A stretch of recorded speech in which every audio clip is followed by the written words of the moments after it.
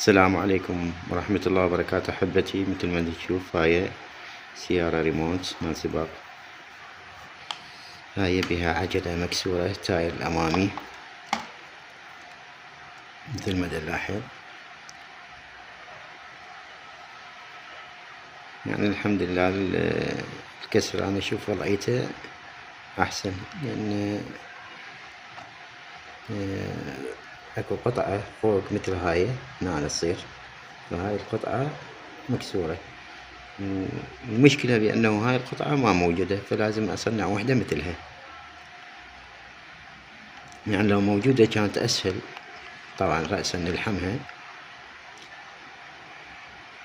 أنا هسه صنعت وحدة من هاي أخذتها من بودي مال شاحن، وقصيتها بهاي الشكل شبه مثلث.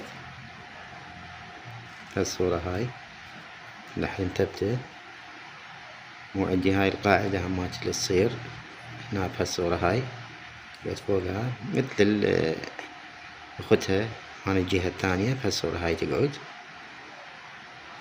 بهالطريقة، نفس أختها ذيك من هناك راح تقعد بهالطريقة هاي. راح ألحمها أني وأثبتها بعد ما قاعد التاير طبعا بالمضبوط.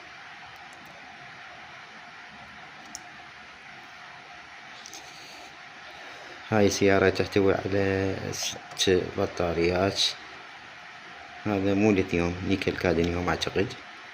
إذا اشتغل ما اشتغل نحورها، نخلي لها 2 أصابع فوسفات الحديد ليثيوم.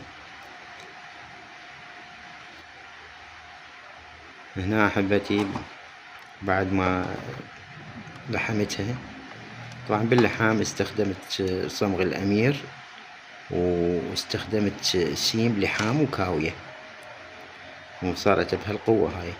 يعني اللحام كلش قوي، يعني قوي يعني. وكان ممكن أنا هذا، شوف هذا كله أروحه، يعني أقدر أضربه كرجام أو بالفرطونة وأنعمه ثلاث مرة وأعطيه صبغة شوية تروح ترجع أديت جديدة. بس أنا ما أشتغل أخفاء، يعني هذا مو شغلتي. فشوف القوة مالتها ما شاء الله، رجعت أقوى من البلادية، أقوى من إذا طق ديك الجهة هاي الجهة مطق. أتمنى تكونوا استفاديتوا من الفيديو، والسلام عليكم ورحمة الله وبركاته. من يحتاج إلى تنظيف.